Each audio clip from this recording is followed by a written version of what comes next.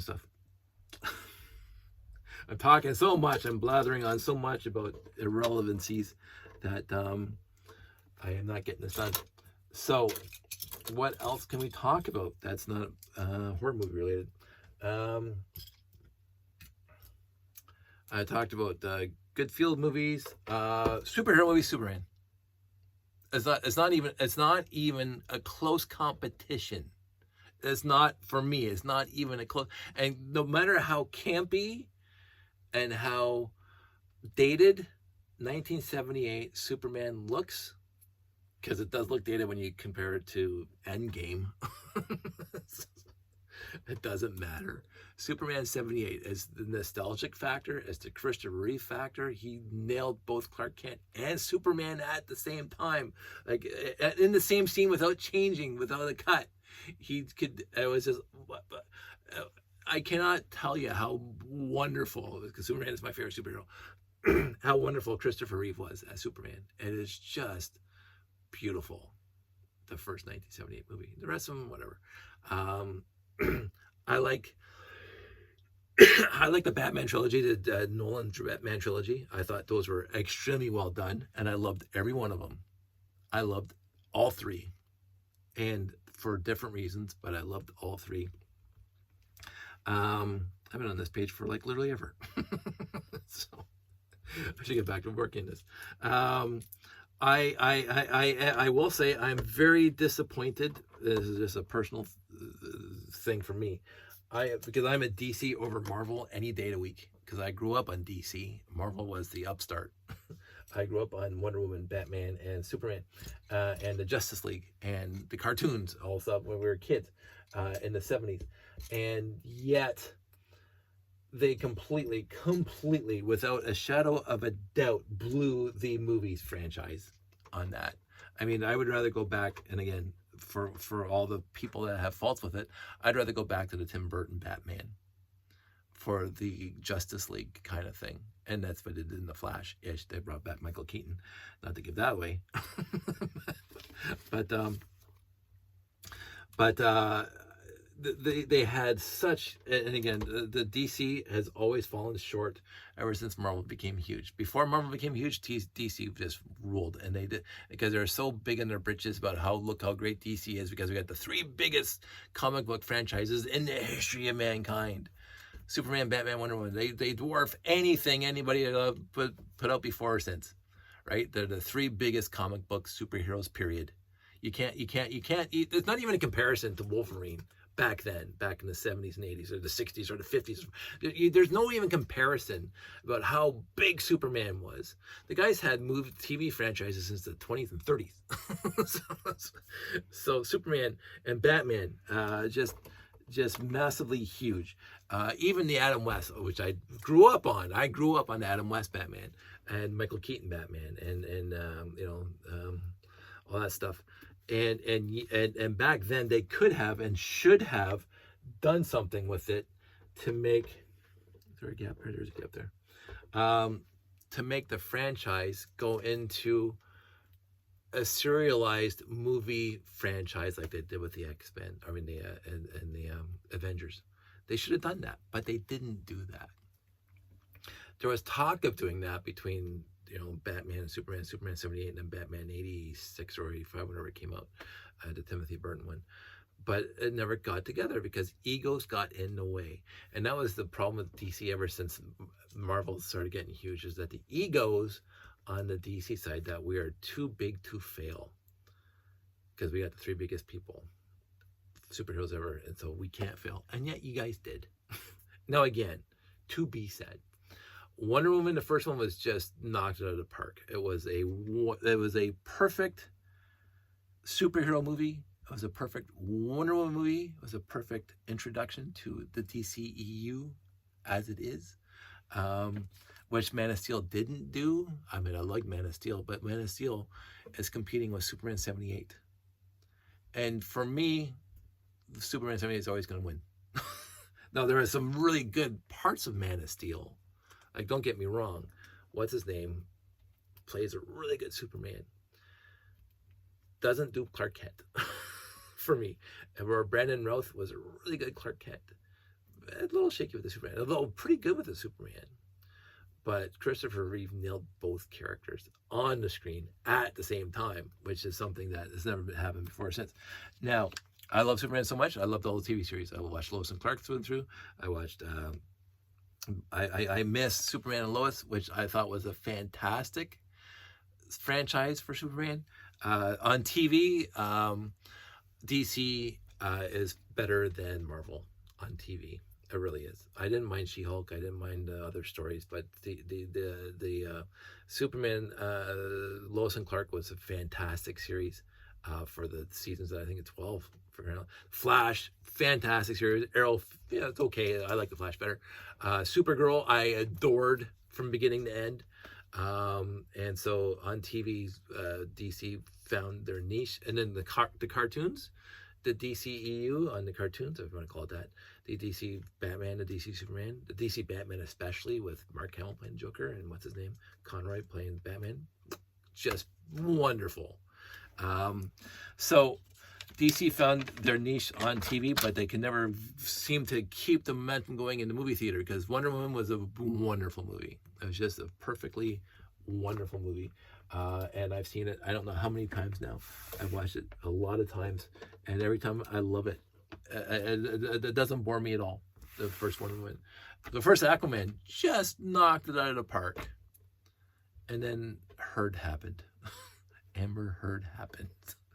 And then it's like DC can't catch a break. Okay, they just cannot catch a break, because Heard happens, and then I'm not even though I think I've been told they cut out most of her parts. I'm not remotely interested in anything Amber Heard has to say or do for anything. So it's like, oh wait, I think I missed a step here. Again, I'm talking so much, I'm not doing everything I'm supposed to be doing, which is putting a 1x2 with handles right there. So I did that. Okay. But the first Aquaman is wonderful. I really enjoyed it. Like, how do you do Aquaman on the big screen without making him campy? Jason Momoa nailed it. It was very well done. Wonder Woman, Gal Gadot, fantastic. Now, would Anara have been better? Morena Baccarin, would she have been better? I think so. But then again, I'm biased because Firefly is like one of the best things that ever happened to television. But again, Gail did a fantastic job, and she shows up in BV Superman. Wonderful movie. I enjoyed Batman versus Superman. I enjoyed it. It wasn't spectacular, and it was like, but they had to fit all the parts together, and it sort of worked. It could have been better for sure, but overall, it was a good movie. Justice League, the Whedon cut, was okay. It wasn't spectacular. It wasn't Endgame. It wasn't Infinity War. It wasn't Avengers 2 with Ultron. It wasn't the first Avengers. It was like, okay, you guys have these other characters that we've never seen before and don't care about, which I should have cared about. Like, they should have done a Flash movie, not with his name, what's his name, and Cyborg movie, because that would have been interesting. And now, I'm one of the few people who actually really liked the Flash movie when it finally came out. I really, really appreciated it as for what it was. Again, I accepted it as they presented it to me, and it had some really interesting concepts. And just Michael Keaton, I mean, honest to God, Michael Keaton, it was just fantastic. So in the end, but the DC had plenty of opportunity to get their act together and do something that was worthy of my dollars in the theater, and they just never did, because they were too busy fighting inside about what should happen and then canceling this and then non-canceling that and blah blah blah, and I just gave up caring. I mean, DC management is 100% at fault for making all these stupid decisions and running with this until they cancel it, and then coming up with something new and then canceling it, and then having 17 different versions of Batman. Like, really, honest to God, really? Like, I liked Ben Affleck as Batman. Why didn't that continue? Why did you make a movie with Ben Affleck as Batman by himself? Older Batman, wiser Batman. Because he nailed it in BV Superman. I thought he was, I was trepidatious before the movie. Hey, Ben Affleck, really Batman. But then again, Brandon Routh, Batman. Are you kidding? And he did a good job at it. So it was like, and Tom Cruise as Reacher. Come on. So Ben Affleck played an older, wiser, less cocky, less whatever Batman. And Bruce Wayne, he was very good at Bruce Wayne. I thought he was fantastic at Bruce Wayne. Like, and yet, you didn't capitalize on Ben freaking Affleck, one of the best actors of our time. And yet you didn't capitalize on it. He's go something else, whatever. So it's like really, DC. Like, can you get your act together, please? Like, please, for those of us who love the DC universe. But no, it didn't happen. So it is what it is.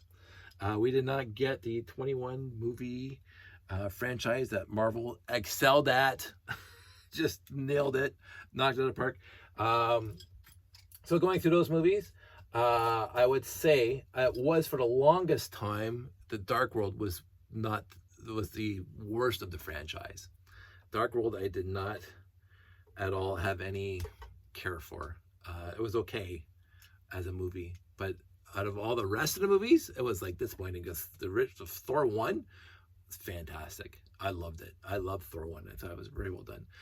So you got Iron Man, the first one, beautiful, substantive. You care about the guy, even though he's a rich, egotistical guy. Pepper Potts, people say, oh, Gwyneth can't be in the MCU. I thought she nailed Pepper Potts. I thought it was great. Jeff Bridges, whatever he does, I'm going to watch. So Jeff Bridges is one of those actors my entire life. Whatever hey, Jeff Bridges is going to read the phone book. Yeah, I'm going to show up. I'll pay for that. So, but playing the bad guy, that that was great. And so then you say, oh, this is here we go. We got a good superhero movie. So, and then they come up with Iron Man 2. And I'm going, oh, well, okay, it's not nearly as good as Iron Man 1. And then I find out that there was some finagling in the background and, whatever. But so it was a decent movie. It was a way to get to, the next movie, which was Captain America, which is chef's kiss. Like, that could have been the first one, but Iron Man was the first one. Captain America, the first one, wonderful. Everything about that movie was utterly fantastic. There was not a single thing I would have changed about the first Captain America. And then Thor comes out, and then I think I can't remember the exact. Thor came out before, obviously, the Avengers, because Thor was already established.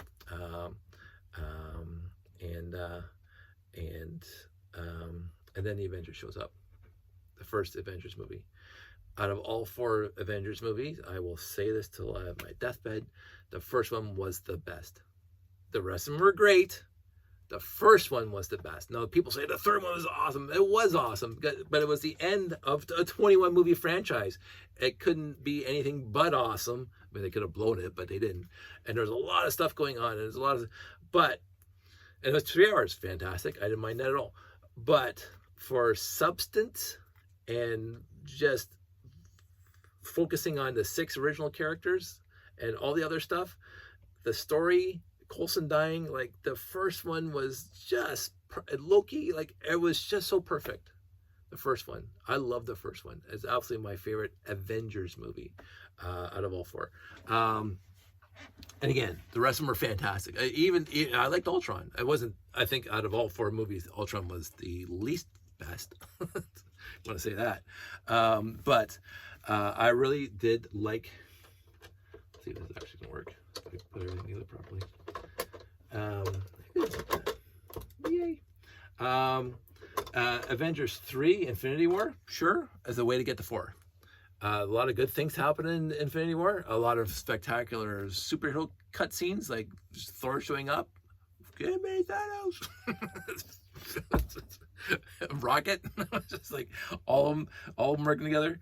Captain America in the subway, saving Scarlet Witch and Vision. Wonderful. Like there were so many good things about 3. The end was depressing, which is what it's supposed to do. It's supposed to get you to the 4th one. And then the 4th one, just spectacularly awesome. The whole thing, it all came together, culminated in 21 movies to the 4th one. It was wonderful. Guardians of the Galaxies were all good. I liked them all. For me, overall, I don't want to say it's the weakest franchise out of the entire set. The Hulks were because they couldn't get that together, but that's fine. Ruffalo was not in any of the Hulk movies. I watched them both. I didn't mind either one of them. Bana was great as the Hulk. What's his name? Oh, for crying out loud. Character actor guy. Why am I forgetting his name? He was in Italian Job with Marky Mark. Wow, I forgot his name, but he played the Hulk with Jennifer Connelly or Liv Tyler. Liv Tyler was in the first. It doesn't matter. Both were okay. They weren't great. I think Ruffalo playing Hulk in either one of those would have been better, but whatever. They were fine as they are. And then Spider-Man shows up. Fantastic. Now, again, sorry to reverse this a little bit. I love the Tobey Maguire Spider-Man. My Spider-Man. That's what I consider my Spider-Man. I loved all 3. Loved all 3, including the 3rd one. I did like. That's not the best. It's honestly the 2nd one with Doc Ock is my favorite Spider-Man out of all 3. And then even going through the bigger universe of all the different Spider-Mans, 2 with Doc Ock was my favorite Spider-Man movie ever. But the first one was really well done to introduce the character. And Tobey Maguire, one of my favorite actors of all time. But Garfield, fantastic. I watched both of them. He should have had a 3rd one, but he didn't. The Gwen stories, wonderful. And then the kid. Of course, everybody knows the kid's name. I'm drawing a blank right now. But I really, really did like Tom Holland as Spider-Man. I thought he did a good job, and they were good movies. They really were. And Homecoming and Far From Home and No Way Home, good storytelling. I'm going to say that for sure. Absolutely good storytelling on the behalf of the story, especially No Way Home. I thought was a good introduction to the universes colliding, which I thought The Flash did better for that, for the multiverse, and to justify. But I will say, having all 3 Spider-Men on the movie at the same time, fantastic. The chef's kiss again, and have all the original bad guys show up. This is why I think it was sad for Garfield, is that he didn't have a lot of bad guys to contend with, because he had Electro and he had Lizard Man, whatever, in the first one. But I liked it. I liked the whole idea. I just had it here in my hand and I lost him, so I'm not gonna worry about it right now. I'm sure I'll find him at some point. See in here? You fall on the floor? Oh, there he is. Fall on the floor. So No Way Home, very well done movie considering multiverses and all that other stuff. And Holland wrestling with what he needs to wrestle with, the right thing to do. And again, what I liked about Spider-Man himself, like the franchise, is that the original Tobey Maguire's Aunt May looked like Aunt May from the comics and the cartoon. Aunt May looked like, and then they go get Away to play Aunt May, and going, no. How do you get one of the hottest actresses in the history of movie making to be Aunt May? And yet, somehow, it worked. So, whatever. It is what it is. And, again, I didn't mind that at all. Oh, that's supposed to be on here. So, Spider-Mans were great. Avengers was great. The Hulks were probably the weakest, except for Dark World, which I thought was the weakest, until Doctor Strange Multiverse movie. the Dark World was better than this Doctor Strange Across the Multiverse. Now, again, to be clear, it was still a good movie. The first Doctor Strange was fantastic. I really loved it. I sat through the entire thing and I said, this is awesome. And Benedict is just a wonderful guy in the first place. I mean, he played Khan. But Across the Multiverse was, to me, a disappointing movie for what it was. And again, considering that they literally had everybody reprise their roles from all the other things. I mean, Patrick Stewart shows up, right? And Haley, Agent Carter shows up. Like it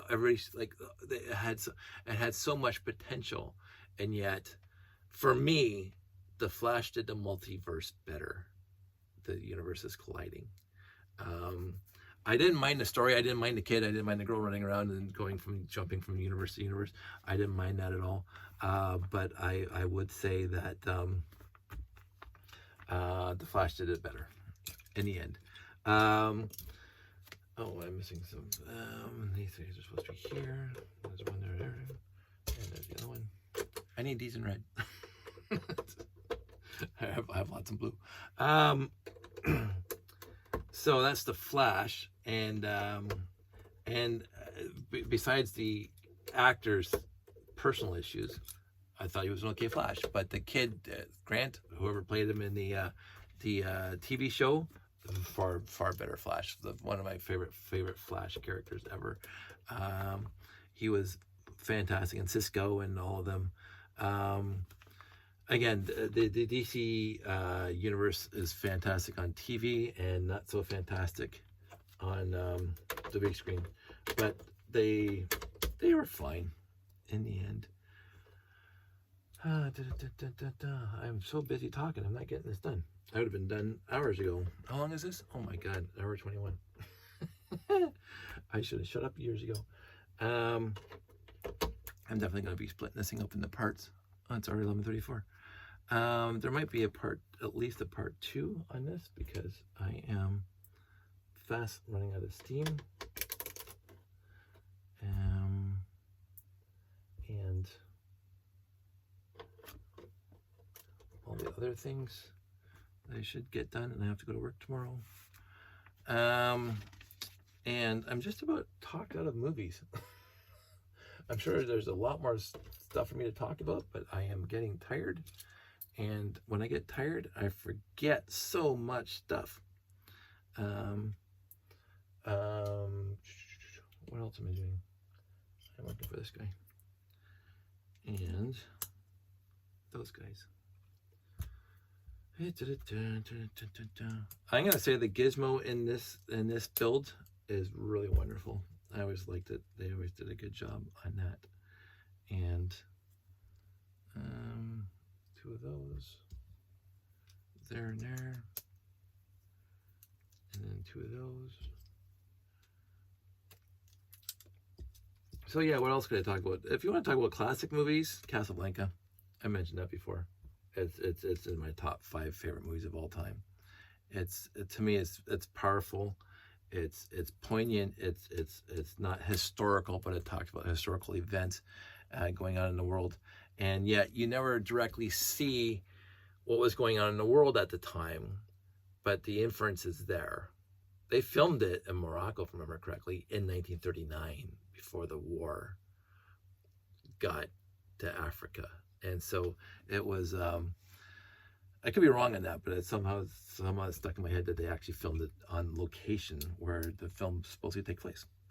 So, and they filmed it before the war, so they are having war themes in the movie that was leading into the war that actually happened. So it's like, oh, like it was like, and again, Humphrey Bogart, African Queen, fantastic movie. Maltese Falcon, fantastic movie. I remember seeing most of his movies when I was growing up as a kid. on TV and stuff. And my dad was a movie buff, so we watched a lot of movies, the old black and whites. Jimmy Cagney's one of my favorite actors from back then. Yankee Doodle Dandy, the Gohans, I think their name is. A docudrama of the family that just entertained people all the time. And again, it lives rent free in my head. The end scene of Yankee Doodle Dandy, when he's walking along the sidewalk and the parade goes by, and like the soldiers going off to the war, and they, hey Gramps and whatever, and they start singing or whistling the Gohan song, and it was just wonderful. It's just a beautiful movie.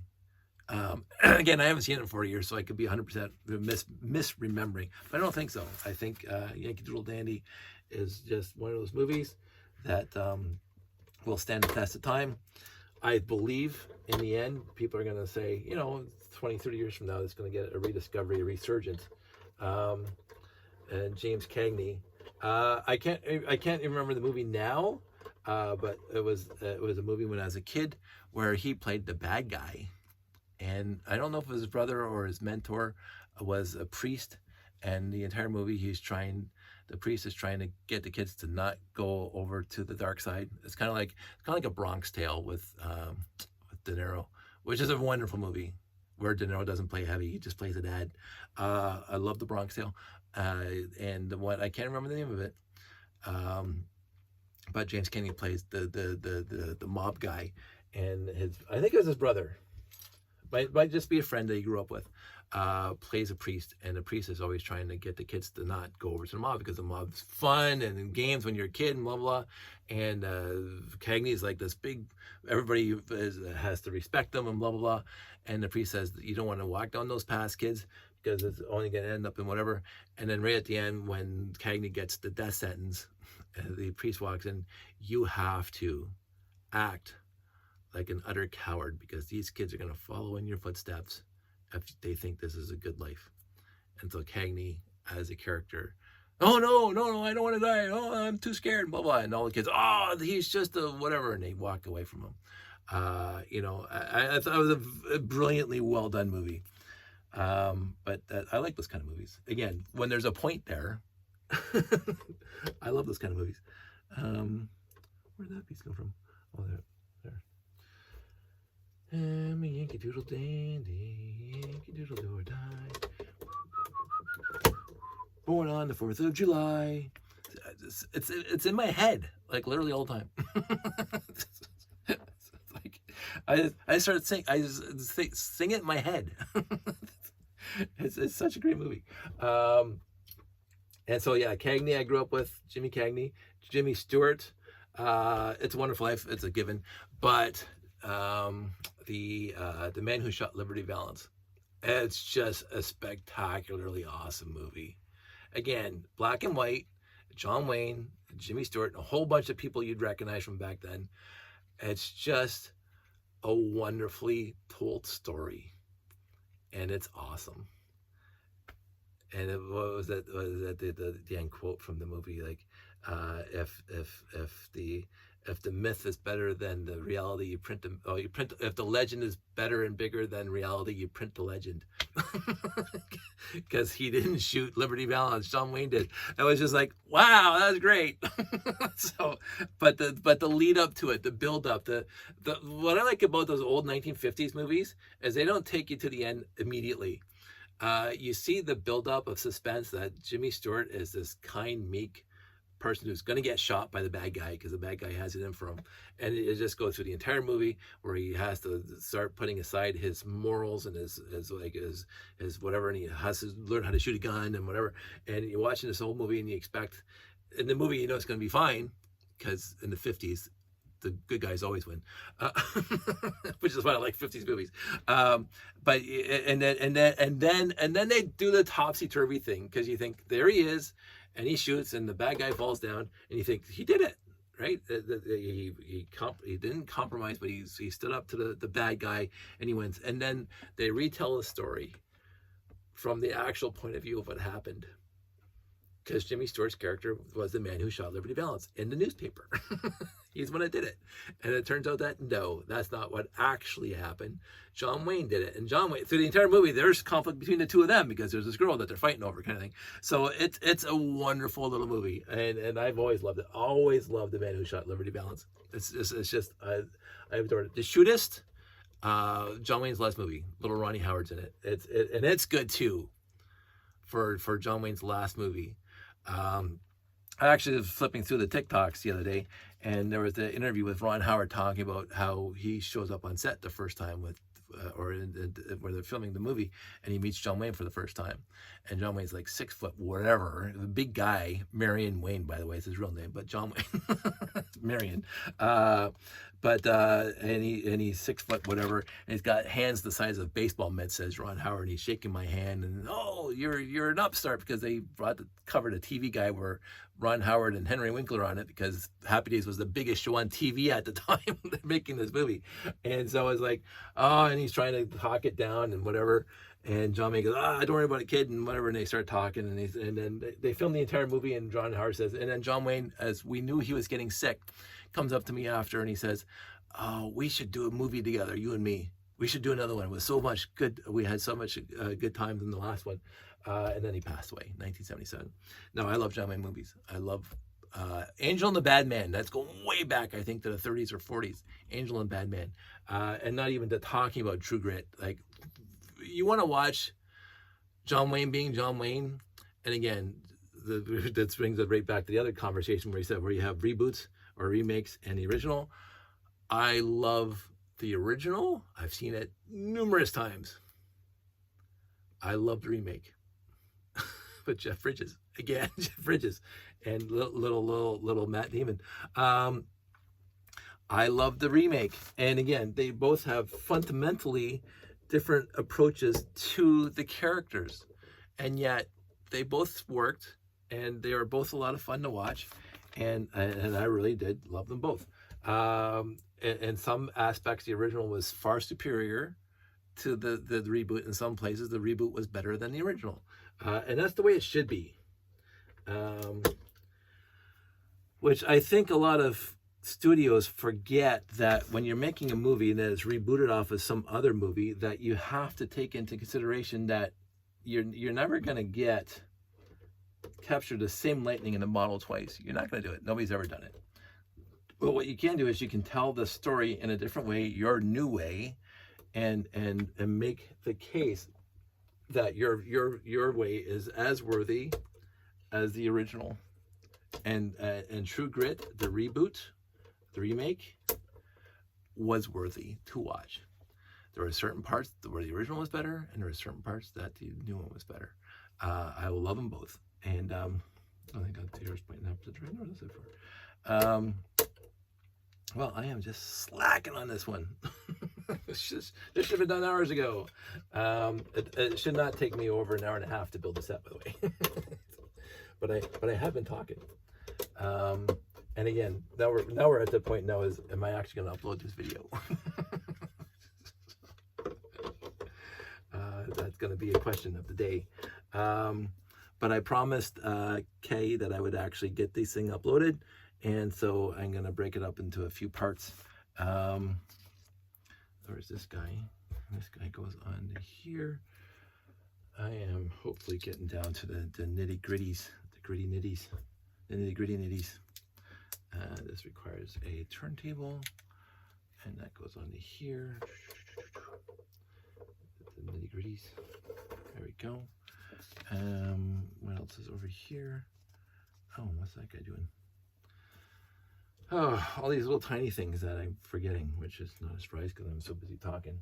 So busy moving my gums here that I'm not paying attention. There we go. Whoop. And that. Next.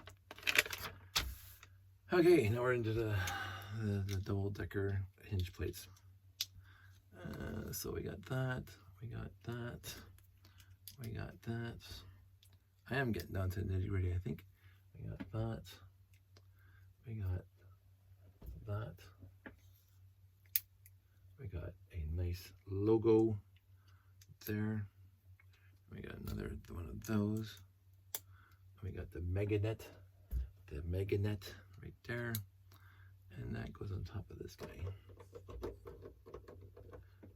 There we go. Ooch. And what else has got to be done here? That's the, oh, this whole mess over here. Did I miss steps over here? I missed steps over here. I've been gradually building this thing up. I wasn't paying any attention because I've been too busy talking, not doing my job, not doing the job that I was hired to do, which is not a surprise. Two of those. Let me wreck it. And the next one. We got these guys.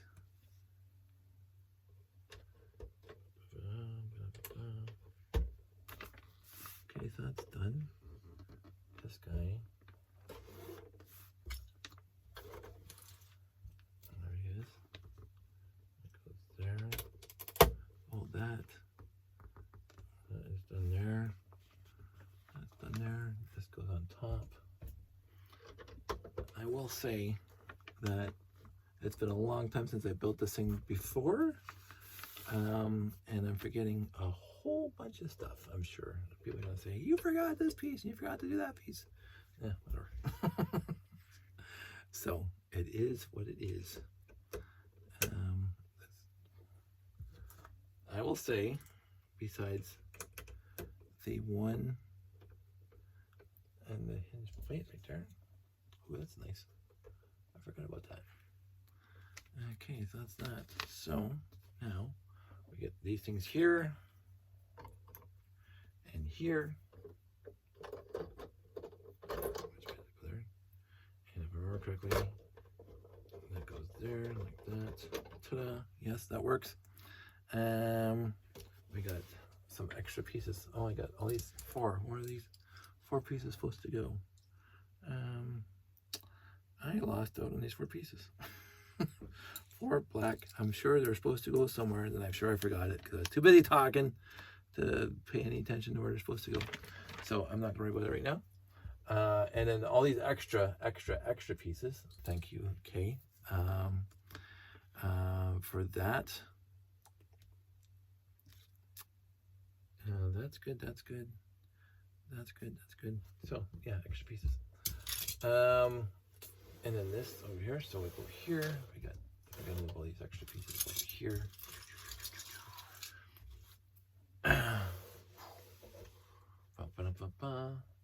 That's there. That is there. And that is the day. Boom. So, hour and 37 minutes to complete 6983. I would have been faster if I wasn't talking. I would have been faster had I not gone on forever about movies. I love movies and I love this. So, I'm sure I forgot something somewhere because I'm looking at, but he did send me a whole bunch of spares. So I do appreciate that. Yeah, it's fine. Thank you. This was very sweet, and very kind, and very generous of you. And I hope I gave an hour and a half worthy video of talking about it and doing it and putting it together. I mentioned in my review, I don't have to go over it again, but this thing has huge playability. I really did like the mechanism here that raises and lowers the rocket, because you can then, in the universe, the guys can put the satellite on top. And then when you go like this, the rocket. Why is that getting stuck on?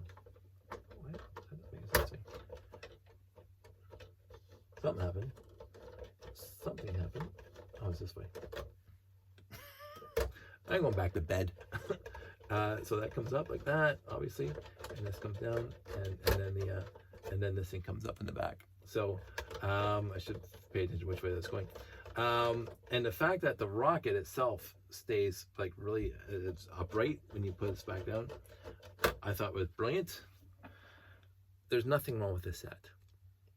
It's a wonderful set. Glad I have 2 copies of it now, 6983. And that's it. I'm going to go to bed now. So everybody out there, stay safe. Take care. I'll talk to you soon. Again, very, very huge thank you to Kai for sending it to me.